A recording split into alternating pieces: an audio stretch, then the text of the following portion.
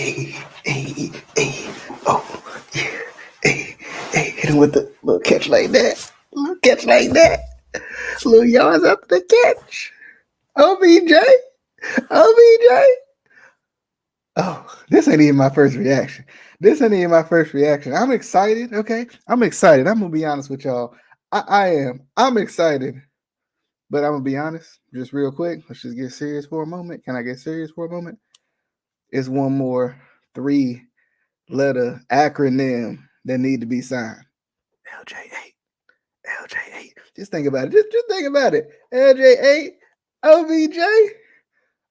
Oh, just shut the league down. Shut it down. Shut the computer. Shut it down. It's over. EDC. Oh, it's another three letter. EDC. OBJ. LJ8.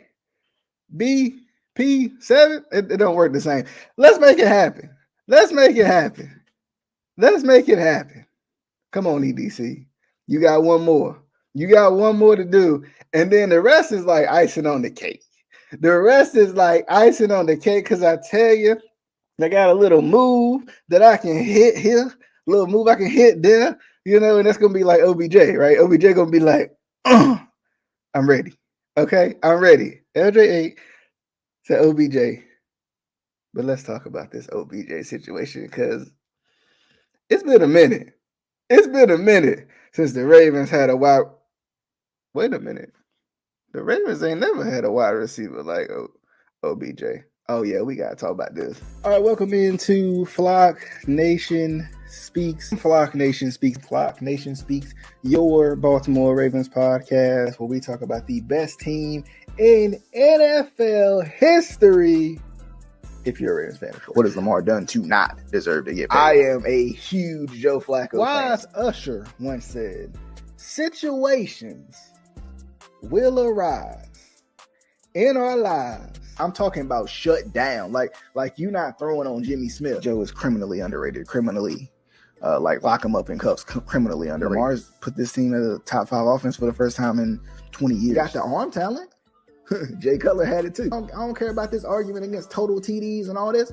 Oh, you want to talk about defense? Oh, until next time.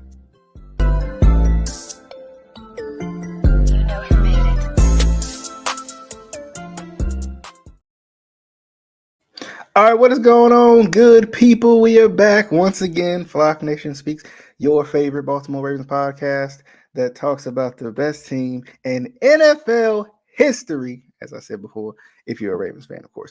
Look, man. We got the news. Okay. And if you want more news, you want more rumors, you want more coverage of the Baltimore Ravens, you can see it on the screen if you're watching. If you're not watching, let me tell you, I mean, every your favorite podcast platform, Spotify, Apple Podcasts, Google Podcasts, all of those, right? All of them. We everywhere. We everywhere you can watch, you can listen, Facebook and YouTube if you want to watch as well. But anyway, OBJ.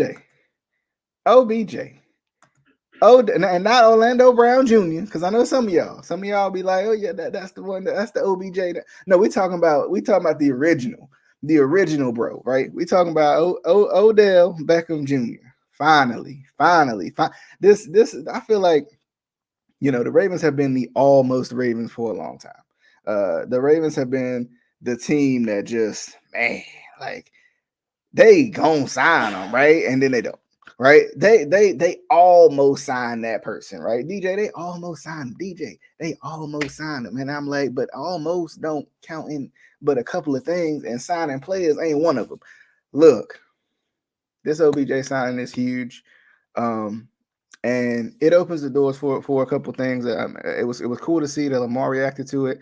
Now, albeit I think at this point you got to take whatever Lamar says on social media with a grain of salt. But the Ravens also kind of threw it back out there too, that Lamar had did his thing. So I mean, this OBJ signing is big because he immediately becomes a threat in the locker room, right? He becomes a threat in the wide receiver room. He becomes a guy who defenses have to respect from day one. And I've talked about this time and time again, and I will live or die on this hill.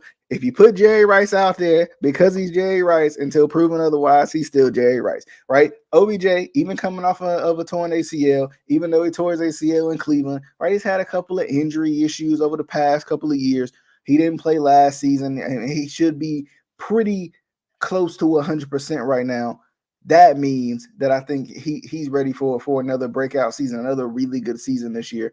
And I think if you pair him with Rashad Bateman, you can bring back Duvernay if you want to, but I think what they honestly should do is go ahead and grab a first round wide receiver too, because that would just go ahead and do it. But I think even if they grab somebody in the third, I think they would still be good because honestly, I think, in my honest opinion, I think that this grabbing OBJ allows them to grab a corner in the first round because I think that's what they want to do anyway. Because I don't know if they're going to bring Marcus Peters back. Honestly, I think they should have OBJ on this side, have Rashad Bateman on this side, grab another first round wide receiver on top of that, and then in the third round, you can go get a corner because you already got second year corner Pepe Williams. You already got second year corner Jalen Arbor Davis. You got top corner in the league, or one of them, in Marlon Humphrey, right? You don't need, if you bring back Marcus Peters, you don't need to grab a first round cornerback because why would you need that? You're stacked on defense, stacked everywhere on defense.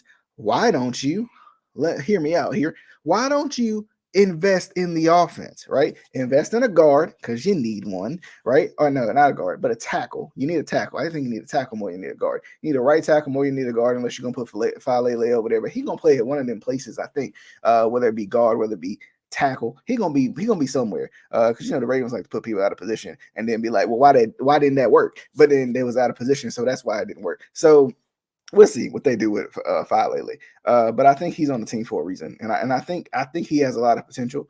But I think they're gonna have to develop him and allow him to be in a position that he's gonna be successful. He might be better at guard because he's just not as nimble as I think they thought he was gonna be.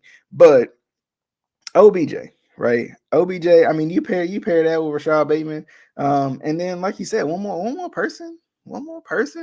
I think if you get one more guy in the wide receiver room. I think it could be a really good thing because even back when it was Bateman and Hollywood, I still felt like they were one receiver away. Like I'm talking about literally pre-draft. I'm like, well, let's go ahead and draft a wide receiver too, because at the end of the day, Hollywood's good, Bateman's good, but one more guy puts you over the top. You put one more guy and then add Mark Andrews in there, right? You add Isaiah Likely in there, right? And I think with the way that Todd Monken calls plays and the way that he utilizes the players that he has on the roster, I think it's advantageous to have plenty of weapons for him to work with at his disposal. And of course, we know that the biggest thing is going to be signing Lamar, right? But it makes it hard to believe that Odell, where he is in his career, where he just wants to be in win now mode. The Ravens are in win now mode. Like, it would be weird if Lamar doesn't resign, considering Odell just signed, and I mean that in the opposite way. Like I would be surprised if Odell signed, not knowing at least or not feeling at least that Lamar Jackson would be on the roster week one, ready to play on a long-term deal, right? So I think the Ravens are in win now mode, and I think shout out to EDC for getting this one done, because I think a lot of people, including myself, we were like, I don't know, I like it, like it was like it felt like signing a wide receiver was like icing on the cake, signing a wide receiver was like icing on the cake because the Ravens just don't do that. They just don't, like, I mean, especially over the last couple of years, especially under EDC's tenure, it's felt like, I mean, Deshaun Jackson, right, in the middle of the season, Dez Bryant in the middle of the season, right? Like, I mean, I feel like he's tried, but it just hasn't been successful at all. Like, I mean, he's drafted a lot of guys, but has he really drafted the sure thing per se? I don't know. Like I said, I think Hollywood was a good pick. I wish Hollywood was still on the team, but considering he's not, I think you still one receiver away. I've always felt like the Ravens were probably about two receivers away, because I think Duvernay in the right role could be really good. Bateman, I think is really good already. I think he just got to stay on the field. And adding OBJ to that, and that's kind of the same premise, right? OBJ, yak guy, probably one of those guys that these younger guys can learn from. A guy like Bateman, who is I think is a yak machine too. A guy like Bateman can learn from too, and I think that's the biggest thing. I think the one thing about veteran wide receivers that I like the most is that kind of mentor mentee role that they can play, because veteran wide receivers give you a chance for these younger receivers to learn from those guys, right? And that's kind of like how I was feeling about Dez Bryant too. Like I was like, I want Dez Bryant on the field because you can learn from him not only by watching him but also like practicing with him too. And like these guys like Miles Boykin and these guys who were here in the past, like they could learn from him and learn like, okay, this is how we track the ball. This is how we this is how we figure out how to get open in this league, right? Like, and I mean, Dez is one of those guys who's just really good at making contested catches too. So it's one of those things. Like Odell adds that to the team, right? He adds that veteran leader, that veteran presence. He's kind of, we've always talked about having a receiver that's got a little like dog in him, right? Like he's got that, right? He's gonna talk. He's gonna talk that talk. He's gonna walk that walk. He's gonna want the ball, of course, because he's a receiver. But at the same time, like you know, he's a guy that kind of like he has a little bit of a chip on his shoulder. Even though he's good, even though he's been a really good receiver in this league, he has a chip on his shoulder. And I think every receiver needs a chip on their shoulder, because you need to be you need to have a desire to want to be the guy, and OBJ was a guy who, when the Browns traded for him and they had Jarvis Landry on one side, they had Odell on the other side, right? I think they had Njoku back then, right? It was like that's going to be a dangerous offense right there. I mean, it didn't turn out the way they hoped it did, and they had some pretty good seasons, ironically enough, under Todd Monken, right? So and that could have a little bit to do with it too. The familiarity with Todd Monken, and the fact that Odell has played under him and he knows that Todd can possibly scheme him open and stuff like that. And of course we know that the ability to play with Lamar in this offense and how dangerous this offense could be with those two guys on the field at the same time. I mean, if the Ravens can finally get healthy, after what's felt like probably like 3 years now, I think having Lamar finally get to be back there with J.K. Dobbins, right? Getting the chance to see Mark Andrews, Isaiah Likely, Rashad Bateman, Odell all in the field at the same time. That has potential to be really good. And also, I think they're going to add a receiver in the draft.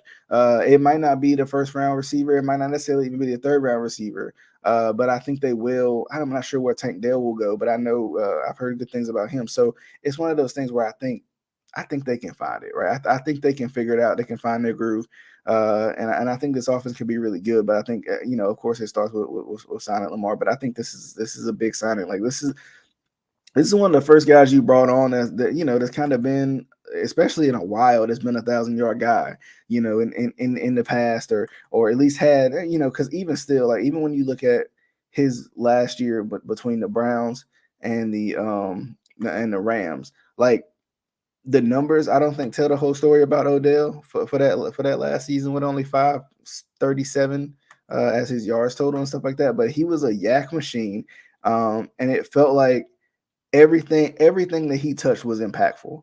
Right, every ball that he touched was an impactful catch. It was an impactful. He had impactful yards and stuff like that. And Bateman is another guy who is a really impactful player. He touches the ball and you feel like he's gonna get a first down every time. So I think that'll be a good thing. I'm excited to see what they do with the rest of the wide receiver room, because I think there's some potential there, but I think some of these guys just need coaching up. Some of these guys need an offensive coordinator that can scheme them open and give them some easy opportunities. So we'll see what happens, man. But I think Odell as a Raven, that's huge. I was excited. I was so excited. I think Odell as a Raven gives this offense something that this offense has not had, right? A guy who's been there, a guy who's done that, and a guy who can get yards after the catch, a guy who's who can be a red zone threat. Like he's gonna be a threat on the field. Odell Beckham is a threat in every sense of the word when it comes to the wide receiver position. You can line him up in multiple positions. He can get open, but he can also make kind of the contested catch too. So I think Odell's going to be should be a big part of this offense. I know the first thing is going to be how healthy is he, right? But luckily, this is one of those things I heard a lot of people say, he's got injury issues and stuff like that, but he's been sitting out for like the whole year last year. Like he had the whole off season going into last year. He sat out the whole year last year. He's going to have the whole offseason this year. He should be about as good as he can be, about as healthy as he can be, in order to become, kind of be hopefully the Odell that we hope to see. He's been he's always seemed like a guy who trains hard and keeps himself in great shape. So I think this could be a good signing. And it's good to have a guy who's got a little Super Bowl experience too, a little playoff experience. So when you need those big catches in the postseason in January, you can get them, as opposed to all the drop balls that we've seen over the past 4 or 5 years from the Ravens in the playoffs, right? Those costly mistakes and stuff like that. You're gonna have a guy who can not only coach some guys up on the field, but also he can make the play too. He's not so past his prime that he can't make a play either.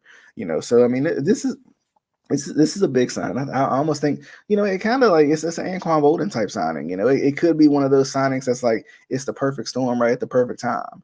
You're ready to win. You're ready to do exactly what you need to do to get this offense back cranking up. Because the crazy part about this offense has looked good. I think both rushing and passing. Like, I think there's been some times where the passing game and the receiving game ain't really been there in terms of like volume and stuff like that. But like we've seen this team lead the league in rushing and passing the last couple of years, with not as good a talent as you might see elsewhere in the league. So to add Odell to that, to bring in Rashad Bateman, bring him back, I think I want to see, honestly, because like that's what I've seen with Todd Monken in the past, is he's really good at using what he's got, right? And the Ravens have already said, what, we gonna give you more. We're gonna give you more, and we're gonna give you more, because he worked with George Pickens. He had I can't remember the tight end he had at Georgia last year, but that was his best receiver, so he made sure to find ways to get him the ball.